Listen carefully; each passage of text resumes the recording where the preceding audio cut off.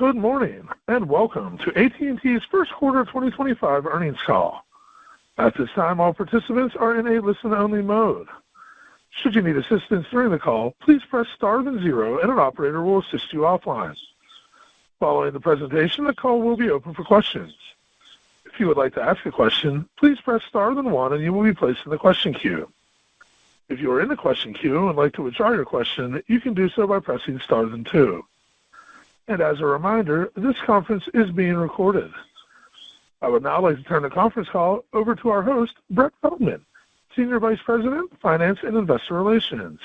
Please go ahead. Thank you and good morning. Welcome to our first quarter call. I'm Brett Feldman, Head of Investor Relations for AT&T. Joining me on the call today are John Stankey, our Chairman and CEO, and Pascal Desroches, our CFO. Before we begin, I need to call your attention to our safe harbor statement. It says that some of our comments today may be forward-looking. As such, they are subject to risks and uncertainties described in AT&T's SEC filings. Results may differ materially. Additional information, as well as our earnings materials, are available on the Investor Relations website. With that, I will turn the call over to John Stankey. John? Thanks, Brett. I appreciate everyone joining us this morning. And I'm pleased to share that we followed a strong performance in 2024 with a solid start to 2025.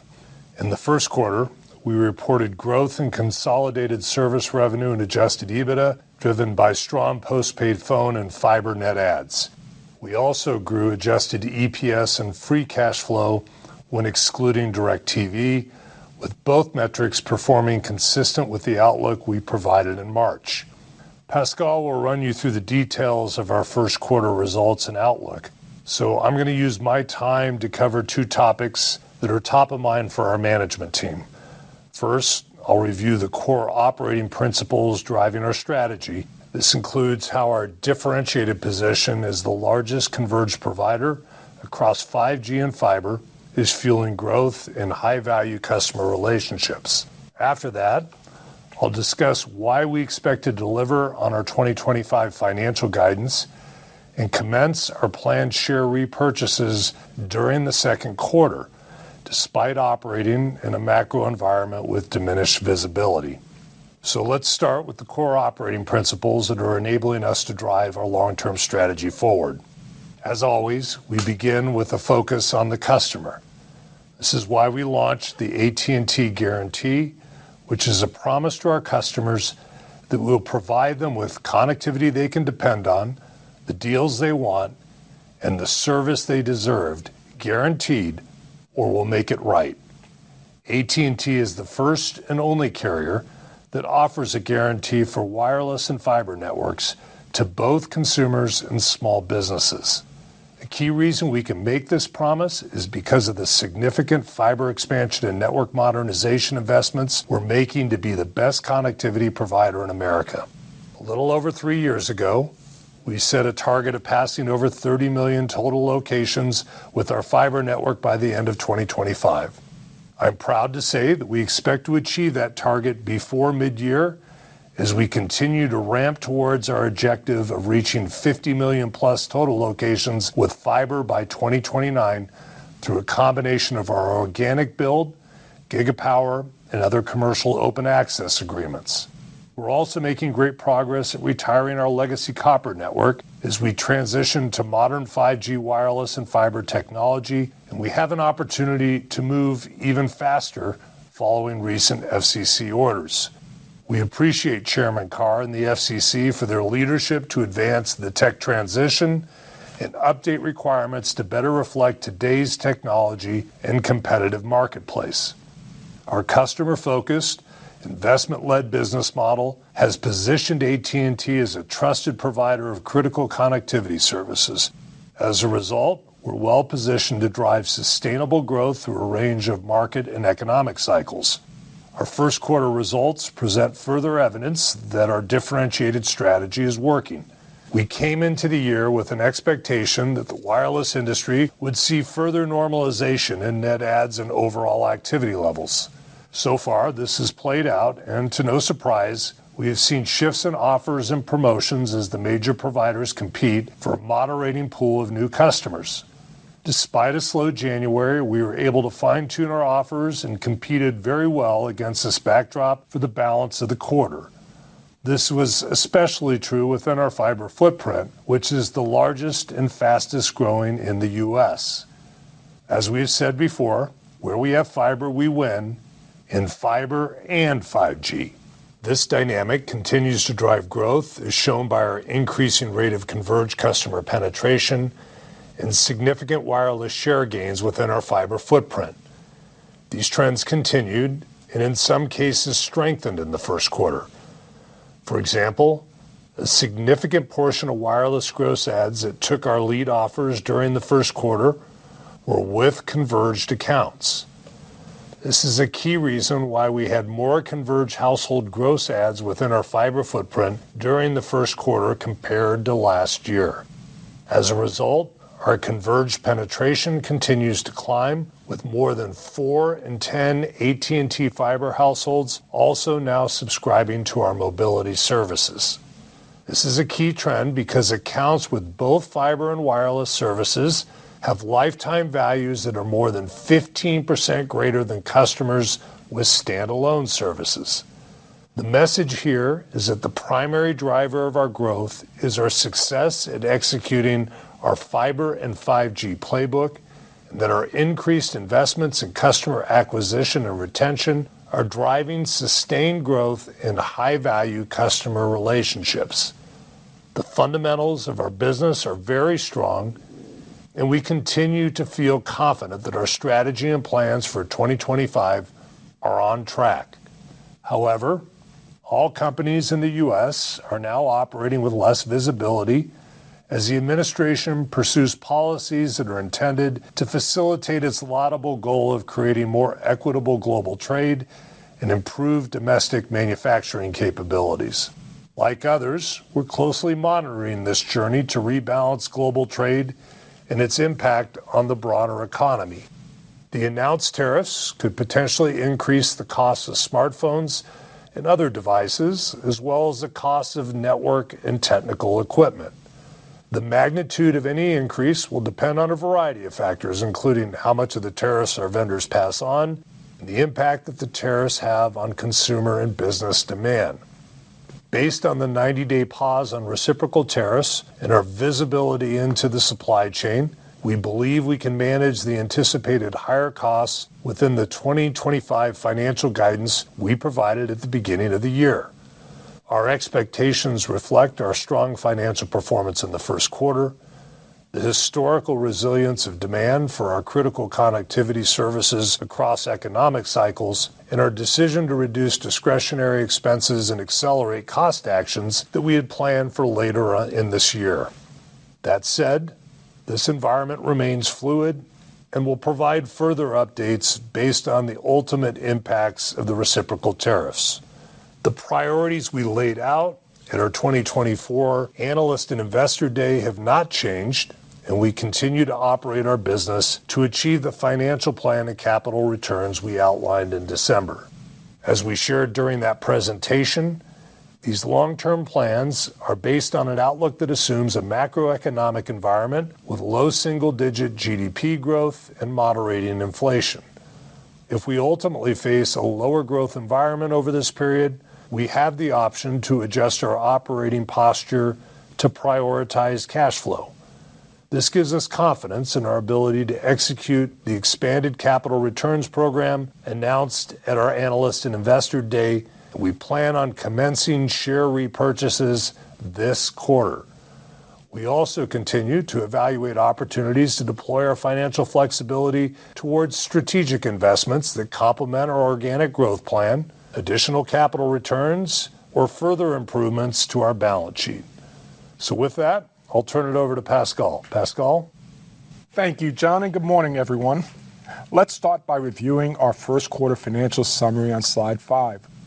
At a consolidated level, total revenues were up 2%, service revenues were up 1.2%, and adjusted EBITDA was up 4.4%.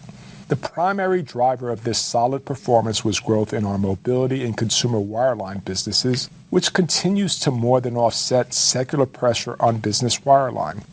As a reminder, Beginning with our first quarter results, adjusted EPS and free cash flow exclude DirecTV. Adjusted EPS was 51 cents in the quarter, which was 3 cents higher than the prior year when excluding DirecTV. First quarter free cash flow was $3.1 billion, which was up more than $350 million on a comparable basis. First quarter capital investment of $4.5 billion was slightly lower year over year due to lower vendor financing payments, reflecting the good progress made in reducing these balances for the past couple of years. For the second quarter, we expect capital investment in the $4.5 to $5 billion range and free cash flow of approximately $4 billion.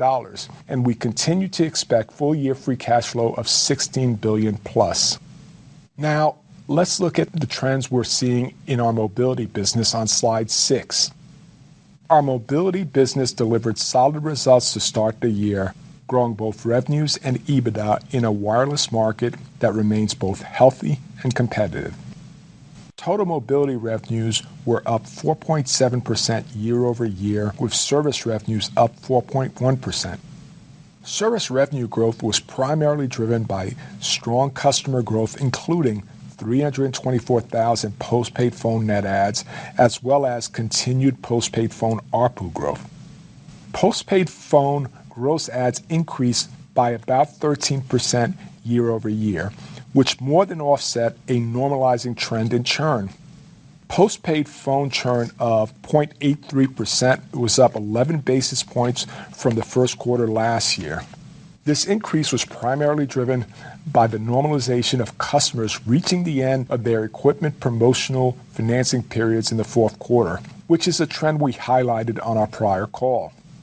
We also saw some shifts in competitive offers during the quarter that impacted churn. Importantly, involuntary churn remained low and consistent with our expectations. Based on the current market dynamic and the return to a more normalized cadence of promotional roll-offs, we expect postpaid phone churn to remain at a similar level in 2Q, with typical seasonality in the back half of the year as we approach the holidays. First quarter mobility EBITDA grew 3.5% year over year. EBITDA margins of 43% was down 50 basis points versus last year. This was due to increased advertising and marketing spend related to the launch of the AT&T Guarantee, as well as higher spending on customer acquisition and device upgrades. We're very pleased with the uptake rate of our offers among new and existing high-quality customer cohort. This is evident in our postpaid phone ARPU, which grew 1.8% year over year, and in the continued growth of our base of converged accounts. Before I discuss our first quarter consumer wireline performance, I want to provide some insights into the trends we're seeing in our mobility business so far in the second quarter. Postpaid phone net adds remain solid, with both gross adds and churn broadly in line with our expectations. However, upgrades have trended higher than expected since the announcement of the reciprocal tariffs in early April, which we believe triggered an acceleration in consumer upgrade behavior. If upgrade rates remain elevated, this could represent a pull forward from the second half of the year. Now, let's move to consumer wireline results on slide 7. In the quarter, consumer wireline performance was led by solid broadband subscriber growth for both AT&T Fiber and AT&T Internet Air.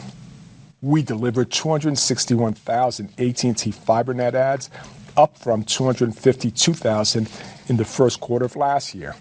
This was driven by growth in our consumer locations served with fiber, which reached 23.8 million at the end of 1Q, and growing contribution of net adds in regions served with Gigapower fiber. We love the return profile of fiber, and the lift it provides our mobility business only makes investing in fiber more attractive. AT&T Internet Air net adds were 181,000 in the quarter, which is a significant improvement from a year ago, driven by broader availability across our distribution channels. Our combined success with these two services helped us deliver 137,000 total broadband net adds in the quarter. This marks our 7th straight quarter of overall broadband subscriber growth and 2nd consecutive quarter with more than 100,000 broadband net adds. We grew consumer wireline revenue by 5.1% versus the prior year. This was driven by fiber revenue growth of 19%, reflecting subscriber gains and solid fiber ARPU growth of 6.2%. Consumer wireline EBITDA grew 18.6% for the quarter. Our first quarter results benefited from vendor settlements that positively impacted our total wireline operating expenses by approximately $100 million. Roughly $55 million of the impact was in consumer wireline, with the rest in business wireline. This item has no impact on guidance as it was factored into our full-year plan. Now let's turn to business wireline on slide 8. Starting this quarter, we're providing more detail on the revenue components within business wireline to match the disclosures and targets we provided at our Analyst and Investor Day. Business wireline revenues declined approximately 9% year over year, primarily due to continued pressures on legacy and other transitional services, which declined 17.4%. This was partially offset by growth in fiber and advanced connectivity services, which grew 4.5%. About 1/3 of these revenues are from value-added services, which are variable on a quarterly basis. The remaining 2/3, which is predominantly fiber connectivity, is growing at a faster rate and accelerated relative to the fourth quarter. Business wireline EBITDA declined less than 2% versus the prior year. I want to call out a few factors that contributed to this improved trend. On the top line, we benefited from pricing actions on legacy services, which helped moderate revenue declines, although we expect this benefit to diminish over the next few quarters. On the expense side, business wireline operating and support costs were down about $400 million year over year. This decrease is due to solid execution against our cost-saving initiatives, including lower force, contractor, and access costs. Lower expenses also reflect the vendor settlements I mentioned earlier, as well as the prior deconsolidation of our cybersecurity business. While I appreciate that our first quarter EBITDA performance is pacing ahead of plan, some of the favorability was non-recurring, and we are facing an operating environment with less visibility. So we expect to see a normalization in the trajectory of business wireline EBITDA during the remainder of the year. We also saw solid trends across business solutions, which includes the contributions from business mobility and FirstNet. As we announced earlier this month, we now have more than 7 million FirstNet connections, which is a tremendous milestone. We continue to grow connections because FirstNet truly is in a league of its own. Let's be clear, no matter if it's New York City Police Department, the Fire Department in New York City, the Federal Bureau of Investigation, or any of the nearly 30,000 public safety agencies and organizations that use FirstNet, FirstNet continues its strong momentum and remains the first responder communication solution of choice. Now, let's move to slide 9 to discuss our capital allocation. Our capital investment is largely driven by our fiber deployment and wireless network modernization. These remain strategic priorities, and we expect these initiatives to remain on pace with the timelines we outlined at our Analyst and Investor Day in December. We continue to expect our full-year capital investment to be in the $22 billion range. During the first quarter, we made further progress on strengthening our balance sheet and reduced net debt by about $1 billion. This was driven by our strong free cash flow and net proceeds related to asset sales and strategic investments, partially offset by $1.2 billion of currency headwinds related to the weakening of the U.S. dollar. As a reminder, we fully hedged the FX impact on our debt with the offset reported in other liabilities. We ended the quarter with net debt to adjusted EBITDA of 2.63 times versus 2.68 times at the end of last year. We've worked hard at strengthening our balance sheet and continue to operate the business with a net leverage target of net debt to adjusted EBITDA in the 2.5 times range. Since the beginning of 2020, we have reduced our net debt by $32 billion. Based on this improvement in our balance sheet, expected proceeds from the sale of our 70% stake in DirecTV, and our financial outlook for the remainder of the year, we are now in a position to begin executing on the incremental capital returns we outlined at our Analyst and Investor Day. We expect to begin share repurchases under our $10 billion authorization this quarter, with at least $3 billion completed by year-end and the remainder during 2026. We're really pleased with the team's performance and our start to the year, and we're excited to continue to build on this progress. Brett, that's our presentation. We're now ready for the Q&A. Thank you, Pascal. Operator, we're ready to take the first question. Thank you. We will now begin the question and answer session. To ask a question, press star then one. If you are using a speakerphone, please pick up your handset before pressing the keys. To withdraw your question, please press star then two. Today's first question comes from Peter Supino with Wolfe Research. Please go ahead. Hi, good morning. A question on tariffs and another on the growth environment. If tariffs increase the cost of phones, I wonder how you would envision AT&T and the industry potentially reacting to that on a sustained basis. And then with your comments on the possibility of a slower growth environment, I wonder if you could refresh us on the expense reduction opportunity outside of consumer wireline and what else you might have in mind for a slower growth marketplace. Thank you.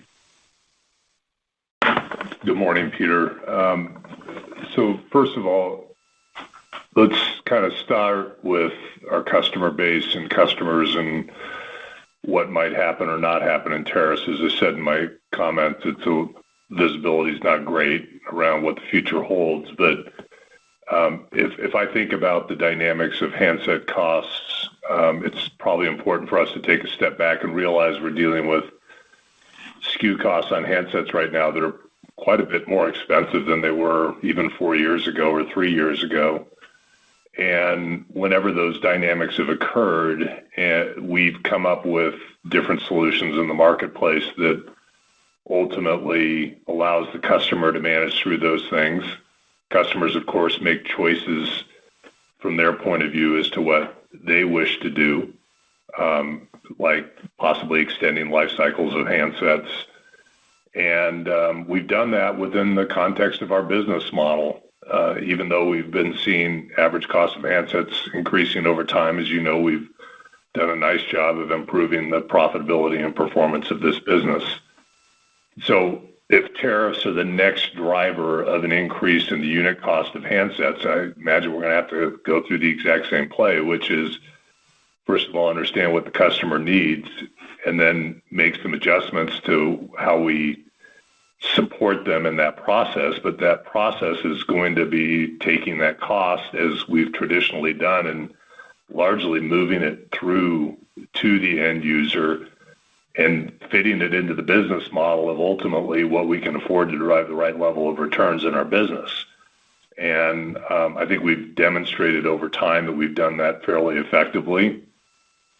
So I think that if ultimately costs are passed to us from those that we buy handsets from, unfortunately for the customer, we're going to have to come up with some new ways for them to figure out how to digest that increase in pricing. I don't see the business model dramatically changing to, accommodate subsidy levels that are much different from what's out there today, and the modest adjustments we make to those day in and day out. But we'll find different creative ways to build plans and approaches and supports that allow them to continue to use the network effectively and do what they need to do and feel good about it. And I also don't know, if I step back and think about consumer behavior in this, handsets are just, one part of a broader ecosystem of decisions that consumers are going to have to make on goods and services. And if their flat panel TV in their house is going to be more expensive, and if their laptop is going to be more expensive, and how they choose to kind of manage this dynamic within that ecosystem, I think we're all going to learn. But I feel pretty good that we've we've demonstrated we can get through that cycle. In terms of the growth environment, look, I thought we've given you some pretty good views around how we're managing costs across the business in its entirety. It's not just consumer wireline, where we laid out for you in the Analyst Day what we're doing across the entire wireline business. And there's certainly in that $6 billion pool that we're looking at plenty of opportunity to address things that we can move forward and readjust, and we're being pretty diligent about that. But we're also improving other parts of our business actively, and we've shared some of that with you. We've talked about what we're doing broadly across our call centers. We've talked to you about how we're getting more efficient in our software development and our information technology organizations. Shared with you that we've been a lot better in how we've managed our digital channels for acquisition and customer awareness, and that's before I think we've really gotten good at the operational side of our digital channels, which we're investing pretty heavily in, that I think we can have some additional uplift in the efficiency of how we bring customers into the business and support them. So I think we gave you an indication that we're very comfortable with our guidance for this year. Is there's a lot of places we know we can go and operate the business a little more effectively and continue to work our expense lines more aggressively. And I think you saw that in the first quarter. We clearly invested a little bit more in customer acquisition, but I'm pretty proud of the overall margin performance that the team delivered and how we balance those things out. And I think we know how to do that, and we'll continue to do that going forward. Peter, one other thing to add, Q1, when you look at it, was impacted by launch expenses associated with our guarantees. So the organic expense performance was really, really good. Thanks, Peter. We'll go to the next question, please. Thank you. Our next question comes from Benjamin Swinburne with Morgan Stanley. Please go ahead. Thanks. Good morning. Two questions. John, I doubt you'll answer this specifically, but I figured I'd ask anyway. There was a press report back in March around AT&T and talks to acquire Lumen's mass markets consumer fiber business. Curious if you had any comment on that, or maybe just if you can't or won't talk more broadly about how you're thinking about inorganic investments at AT&T, just given the transformation over the last few years, but also the success you're having with your fiber strategy in general.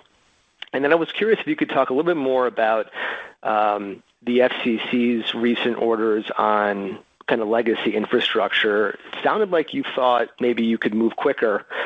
I don't know if that's on wire centers or that $6 billion pool or kind of all of the above, but could you come back to that comment and tell us, what's happened and how that may impact your ability to take costs out of the business even faster than you have already sort of laid out for us?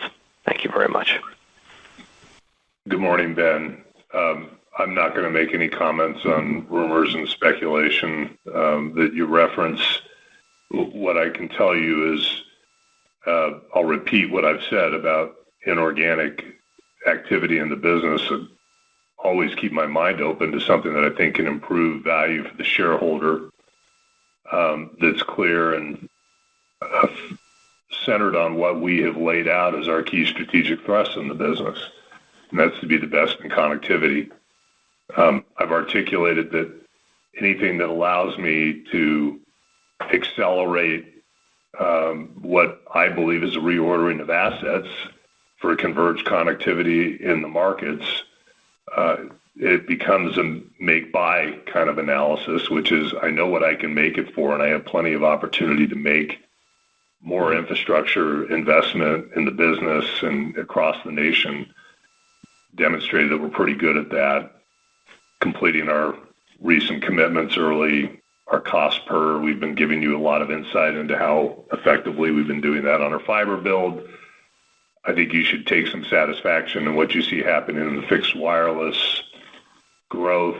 That's an artifact, not exclusively, but partly because of our modernization efforts in the wireless network, that as we complete those things, it opens up geographies that we previously had closed that we can now sell into. So you can see that we're getting operational execution around those things.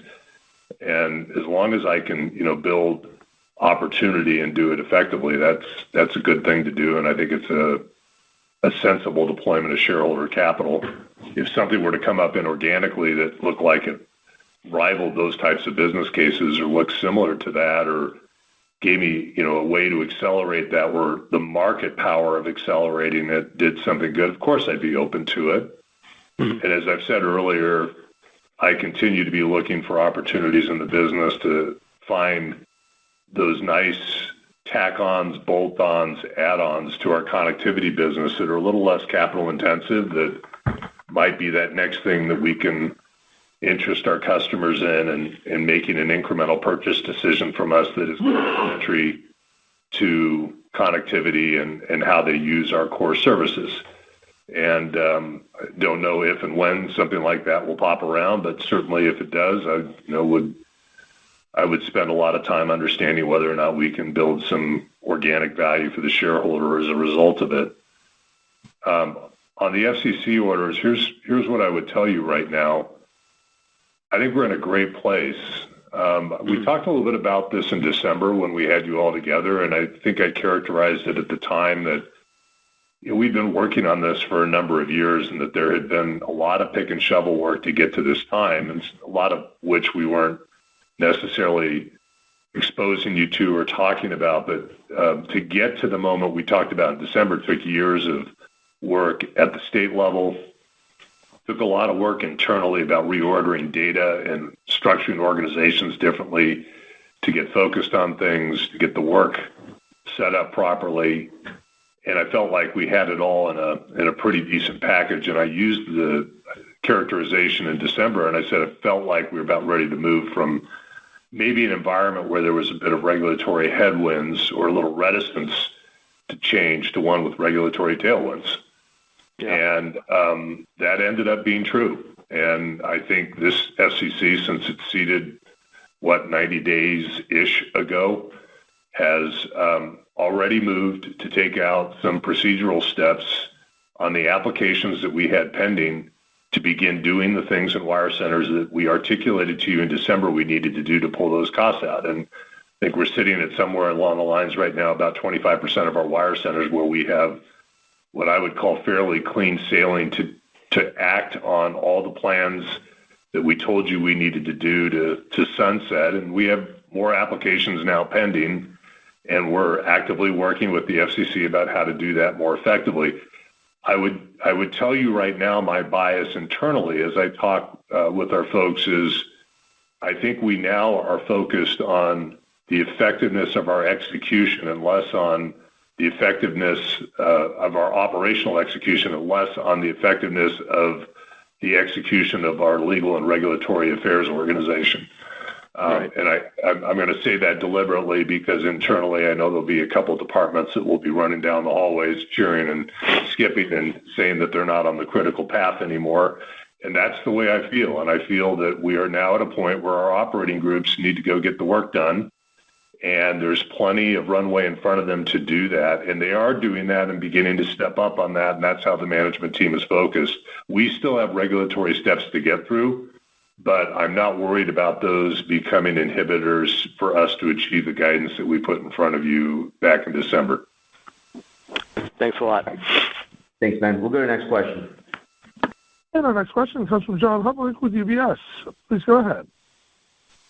Great, thank you. And I think just two quick ones. First for Pascal, is there any way to frame the impact of or quantify the impact of the higher upgrades that you're seeing so far in the second quarter? I guess you gave us the free cash flow but for the quarter, but anything on what that could do to wireless margins or wireless EBITDA growth? That's number one. And then on the business side, if we add back the vendor adjustments, it looks like EBITDA was only down about 5%. Is this a good rate going forward? I mean, obviously the trend had been above 20%. You guys have done a great job on the cost side, but is this about the level that we should expect as we look out over the next 12 months in that segment? Thanks. Hey, John, thank you for the question. First on upgrades, here is the way I think you should think about it. Probably late in Q1, and it continued. And as I mentioned in my comments in Q2, it accelerated in Q2.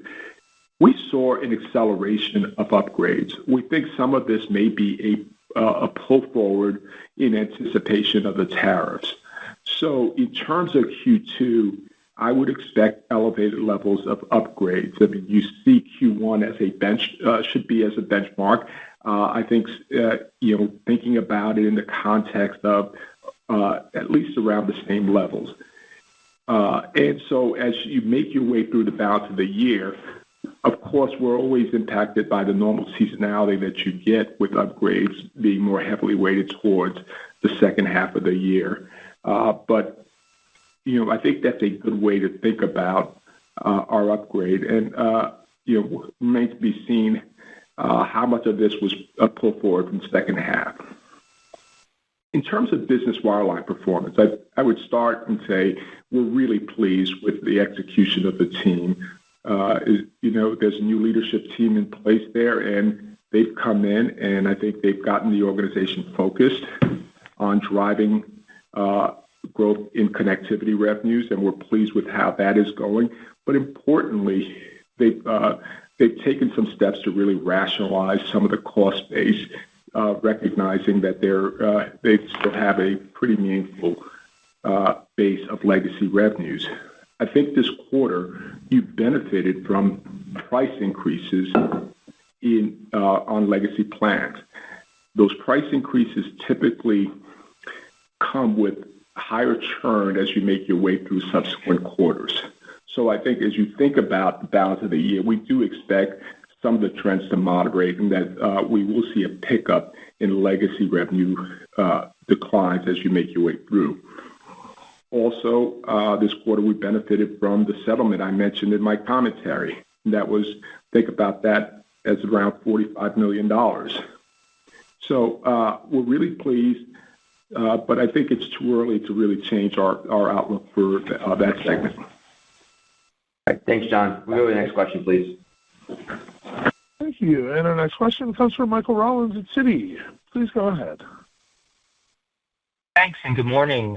Two topics, if I could. First, AT&T reported an acceleration of fixed wireless net adds, and it coming at a time when you're expanding the mid-band 5G coverage. So curious if you can give us an update on how AT&T is looking at the penetration and financial prospects from fixed wireless, and do these network enhancements give you an expanded opportunity to take more share of broadband outside of the 50+ million passings that you're trying to get to with fiber by the end of this decade? And then just second, on ARPU, I'm just curious, when you think about the pricing actions that AT&T's employed over the last couple of years, and you set that against the competitive backdrop and macro landscape, could you just frame the opportunities for AT&T to continue to improve ARPU for both postpaid phones and the fiber subscribers? Thanks. Morning, Mike. So as I just mentioned, part of what's happening on the fixed wireless side is as we've done the modernization of the conversion of the Nokia, I'm dating myself, the Nokia footprint into the Ericsson footprint. That conversion, as we go into those geographies, opens up territory where because we had not done the modernization to the level we liked with all of our spectrum assets and the most modern equipment, they typically were not open for fixed wireless access. And that has opened up some footprint that will continue to open up as we go through that over the course of the next couple of years. And I would also tell you, on the margin, we're seeing better performance off of that investment than what we would have anticipated. So as we kind of thought about one of the economic reasons why we felt this was the right move, we understood that we would get some better yields off the network, given the equipment deployments we were using, the more modern equipment, some of the strategies around how we would actually integrate on a single vendor solution. And those are helping. We've also been doing the network as a living, breathing thing. We've gotten better at yield and traffic management in some ways that we can use some of those efficiencies back against the network in places that maybe we hadn't anticipated 2 years ago that have opened up some opportunity. And I would just tell you, our strategy overall around how we think about using fixed wireless access has not changed. But what's happening is, I think you're seeing the learning benefits of focus. The business, in my estimation, has a much clearer point of view right now on the multi-year capital deployment and what we're doing and what footprints in terms of our investment. And so it's not just about where you're deploying fiber and where you aren't. It's about what you need to do to make sure that you can transition out of legacy services so that you have the right infrastructure in place, whether it be wireless or fixed, to serve those customers.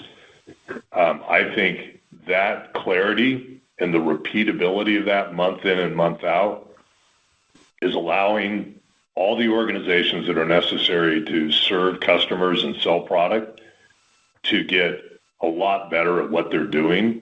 And so we're moving up that learning curve of where we want to deploy our fixed wireless muscle, all consistent with what I talked about before, which is we like to use it as a catch product from legacy broadband services that we're not going to invest in building fiber in.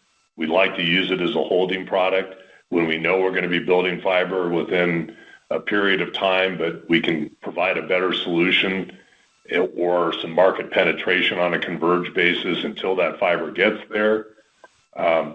What we can do in the business segment, where the portfolio of the business is clearly a great match for fixed wireless long term because of their usage characteristics and demand characteristics. All those reasons that we think are the right use cases to deploy, we're just getting better at our muscles around how to find those customers and how to activate that through our various channels and partners to drive that volume. And so I feel really good about the customer base that's coming in. We continue to test that and look at it and say, are we getting the right customers that are going to have longevity, that are going to be profitable? And I think we'll continue to find places to ramp this modestly as we move forward.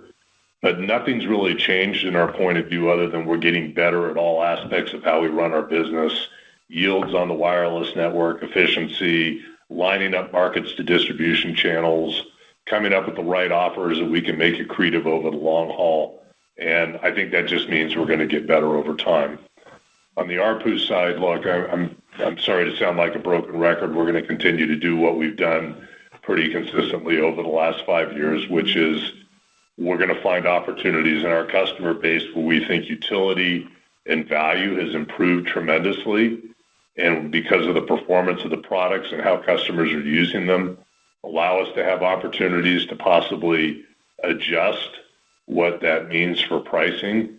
I think we have done that pretty artfully over the last several years. You see the right trends in our ARPU performance. I think in this quarter, you shouldn't see anything in there that you look at and say that's disconcerting or different than what you've been seeing over the last number of years. We're also going to be very sensitive to the realities of the markets we're in. If we walk into a slower growth economic environment or there's a dynamic that goes on later in this year where growth is not what we expected it to be, then we'll be smart about how we work with our customers over the long haul and make sure that we do the right thing to keep the franchise healthy and make sure that we're providing value in the right ways back to those customers. So I will tell you, great products, superior products generally allow you to have a little bit more pricing flexibility. And I've been saying all along, you should expect that since fiber is the best fixed broadband product in the market over time, you're going to continue to see margins improve on it. You're going to see it scale operationally. You're going to see it get more profitable.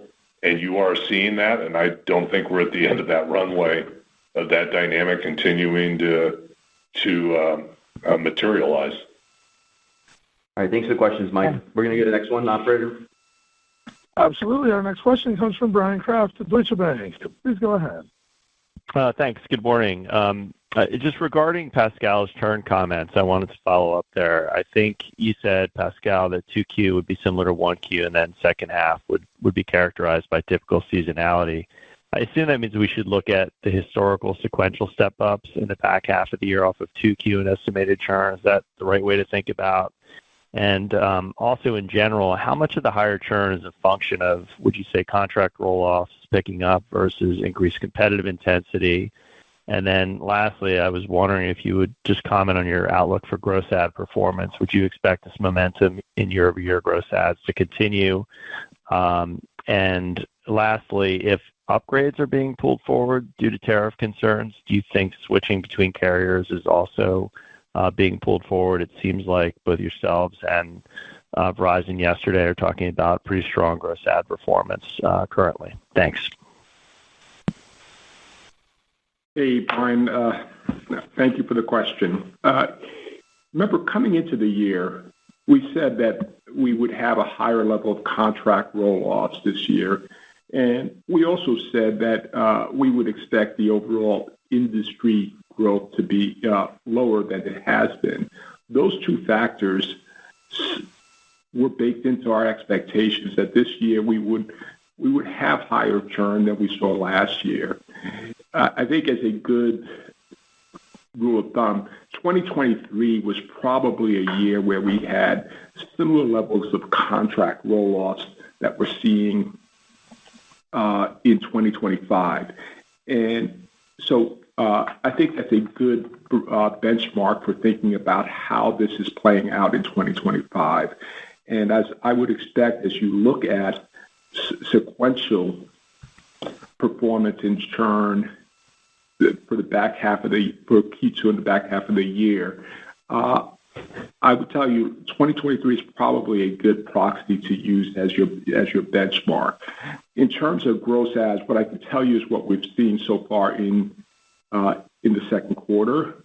We've continued with really good performance, and we're happy with how the team is executing and competing for the gross ads in the marketplace. Yeah, Brian, I'd just add in, I mean, obviously we gave you some guidance and we characterized for you what we expect in growth in our wireless business, and we do expect to continue growing our customer base and being competitive in the market to do that. And if it's a math issue, it turns up a little bit, yeah, gross is going to end up going up a little bit as a result of that. And that's kind of the plan we're operating to right now, and that's all baked into what we just articulated for you moving forward. But what I'd stress is the comments I made earlier in the call, which is how we're focusing on which customers to bring in as we're driving those gross additions, and our focus on the high-value customers, especially in the converged space.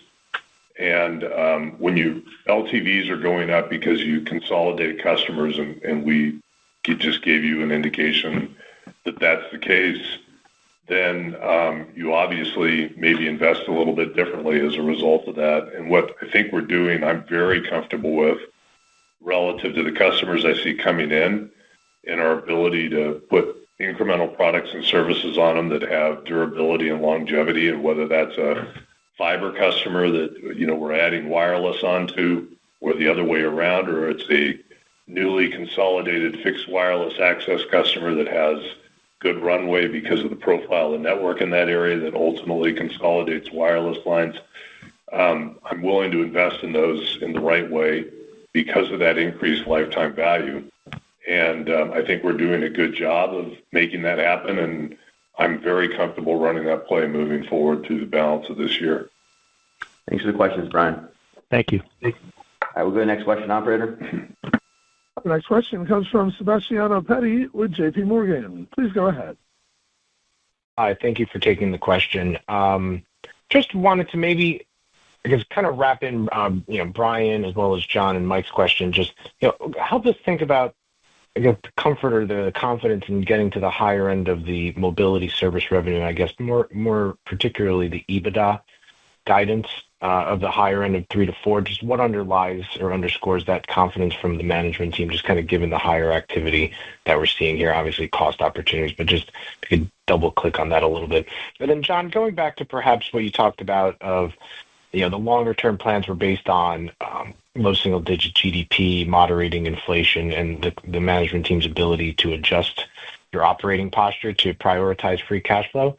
I mean, does that put your 45 million fiber target passings, at risk at all as you think about or extrapolate over the next several years? Thank you. Let me start. In terms of how to think about mobility, this past quarter, we delivered 3.5% growth. And it's important to keep in mind that that included a cost of launching our AT&T guarantee. And so we were able to absorb that higher promotions and still deliver 3.5% growth. As I look at the rest of the year, here are a couple of things to keep in mind. There are some adjustments we made on auto bill pay discount, which would also help the balance of the year. Also, we said we are accelerating some of our cost actions that were planned for later in the year. We're moving those forward. That will help AT&T Mobility from here. So overall, we feel really good about the marker we put out there at the beginning of the year, and we continue to march towards that. Sebastiano, I guess to answer your question, I obviously, like everybody else, my visibility is not perfect right now. I wake up every morning expecting that I could see something today that I hadn't seen before that we have to adjust to. I feel good about our flexibility and being able to do that, given where the business is right now after several years of really hard work to give us that latitude. The way I think about our capital allocation, and it's really related to how I characterize our confidence in moving forward with the share buyback right now, trying to be pretty deliberate and foundational and strategic in how we do these things. And as I've shared, I think fiber is a fundamental element to communications networks moving forward. I view it as a very long-lived asset. We're investing in this not for this year or next year. We're investing in it for decades. I view the restructuring and reordering of the industry that we're in a fairly seminal moment around that, and that there's a window here as a result of that reordering, and that window is not going to stay open forever. And I look at the characteristics of the business case of fiber, and I would say that when you have a deployment and an investment that doesn't require what I would say is new market development, but it's a share take, the growth environment in aggregate is less of an impact on it. It's not like all those customers are going to disappear. There's still homes out there with people in them that want a better service.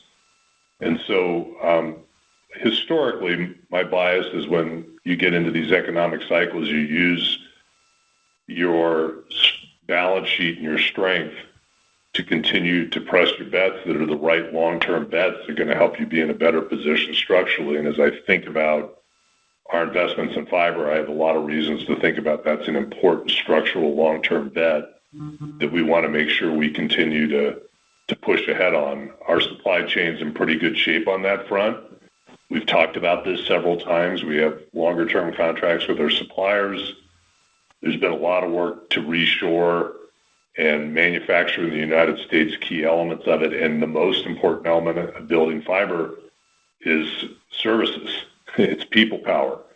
And those all are people who work here in the United States, and they're not subject to the dynamics of tariffs and things like that. So I feel like we can manage through the cost side of it pretty well. And so my bias would be that that's a place we continue to lean in and push on and execute to our plan.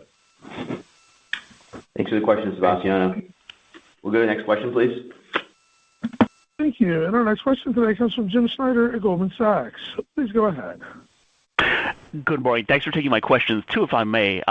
First is on the overall consumer health. How would you kind of characterize the state of the consumer at this point? Obviously, many moving parts in this market, but do you see any evidence of consumers less willing to trade up or even trading down, or consumer credit quality issues that may sort of be impacting things over the next couple of quarters from what you can see today? And the second is on capital allocation. Can you maybe just sort of frame your earlier comments on M&A and buybacks in terms of, is the buyback guidance you've provided independent of any inorganic activities you might consider, or is it contingent on it? And if it's contingent, is there a minimum level of buybacks you would not go below? Thank you. Hi, Jim.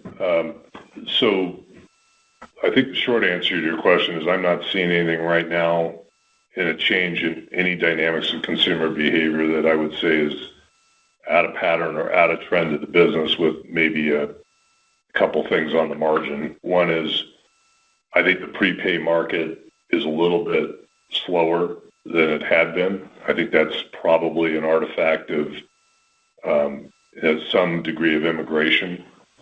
But I don't know that that's economic per se.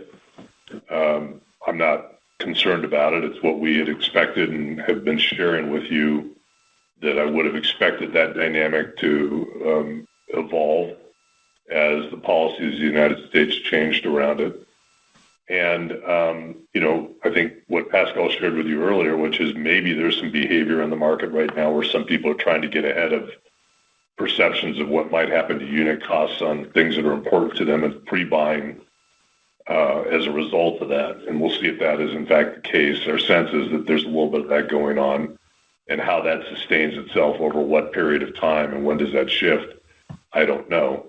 But other than that, I think that's all I've seen. I certainly watch what's going on in the broader economy. I don't have any news to break on that. It's not my news. It's what I see macroeconomists representing. It's what I hear from retailers. We continue to pay attention to it. But as we started out, as I shared with you in my opening comments, the good news is, we're not showing up. We're not that dining out experience. We're not that discretionary choice. We're pretty far down the list of things that people are going to part ways with if they're managing dollars and cents. And I think that's a good place to be. And I believe the combination, as I said earlier, our opportunities to run our business more efficiently, our opportunities to take share in places and still grow, even if it's growing on more value-oriented plans, portend well for the company, even if some consumers are going to put off choices on some upgrades or incremental purchases in places. The question on the... I'm sorry, the capital allocation. I apologize. A small, trivial question. Look, we gave you our guidance and our commitment in our order of capital allocation for a reason, and we intend to execute it, carry it through, and that's a priority for this management team and the business to do that.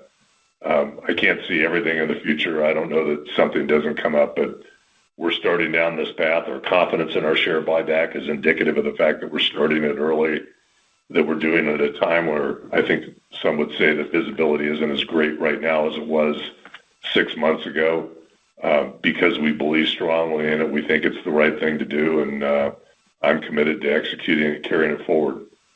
All right, thanks for the question, Jim. Operator, we're going to take our last question. Absolutely. And our final question today comes from Kannan Venkateshwar with Barclays. Please go ahead. Thank you. So, John, just from a macro environment perspective, I guess, is there a certain growth framework you're working with, especially on the wireless side? I mean, in terms of either trying to retain a certain amount of share in the market, a certain amount of activity, and is that something that sets a floor in some ways in terms of managing your P&L on the mobility side? And then on the copper decommissioning side, I think there's been a couple of real estate sales, at least for some of the wire centers earlier this year. Is there more opportunity to extract capital out of that business, potentially at a faster pace at some point? And, what should we look out for in terms of goalposts as that process moves along? Thank you. Sure. So the way I think about it, and I've articulated this before, is I'm very focused on what our shares of revenues are within an industry. And as we talk about things like our gross ads or net ads inflated and the value of a particular net ad or gross ad, and the way I try to get the management team centered on it is, if we can drive recurring service revenues and we have the right margin structure, that's going to be a good thing for the business. And I think if you go back and you look at what we've been able to do over the last couple of years, we've done a really good job of managing our share of service revenues in the markets that we're actively participating in. And I think we've done that in a way that's returning. And I believe that that's where I should have the team focused, and it's where it will continue to be focused, always with the mindset that I think to be a really great company, we're ultimately going to have to be a share leader in places. And I'm fully aware that we're not in that position right now. And I would like to see our team achieve that. I don't view that as a quarter-to-quarter thing. I don't engineer a quarter's net adds or gross adds based on some assumption around that, but I step back and I say, what are the right things we need to do structurally in the business that allow us over time to affect that kind of a share shift? How do we get the asset base lined up properly? How do we position the brand in the most effective way? What do we do to ensure that we've got the right kind of innovation and converged offers in place that will ultimately yield the shifts in share that designate us as a market leader in terms of the overall revenues that are available in the pool of the market that we choose to play in. And I think we're making steady progress across those things. And I just gave you examples of the modernization that we're doing in the infrastructure that I think will serve us well for the long haul. You see what we're trying to do to reposition the brand right now and establish the framework of how we continue to evolve that platform and the value proposition to the customer on that platform. When I talk about where we're going on the innovation of converged products, those are important things that come in with it. So I think that's how I try to get the management team focused, as opposed to saying, in this quarter, I need to engineer for this number because of some expected goal of me being a share leader in a position. I think that's earned over time, not earned in a 90-day cycle. In terms of where we have additional opportunities, we've given you, I think, about as good a visibility to our business over the next 3 years as we've done in a long time. When we talked to you in December, we outlined for you that we have a pretty good handle on that package of opportunity as we restructure the business, exit legacy businesses, exit footprint, that there's a lot of pools of costs and opportunity in that. We have taken what I believe are achievable and reasonable estimates of that and factored them into our guidance over the next 3 years that we've provided to you. And some of those things, like where we think we have higher value assets for disposition that we can use to reinvest back in the business as cash flows to modernize things or pay for fiber investment, we've done the best planning we can about that and incorporated those things that we can catch. But I'm going to be honest with you.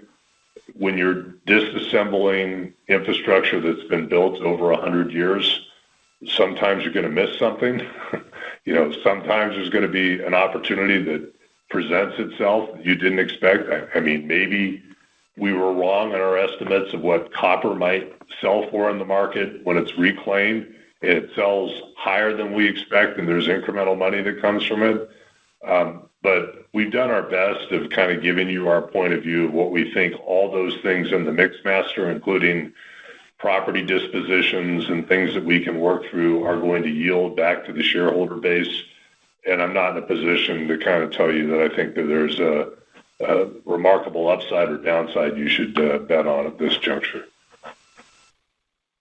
Folks, I appreciate you being with us today, and I thank you for your continued interest in AT&T. As I said at the beginning of my comments, I feel really good about where we started the year, coming off what was a really solid and foundational year, and I couldn't be more delighted in the fact that this is the quarter that we're making a pivot and adjusting our capital allocation to begin a buyback program that we worked really hard to get to, and can demonstrate to our shareholders that their patience with us has been rewarded. So thank you very much for your time, and everybody have a good rest of the week.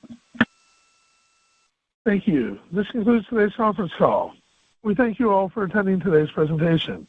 You may now disconnect your lines and have a wonderful day.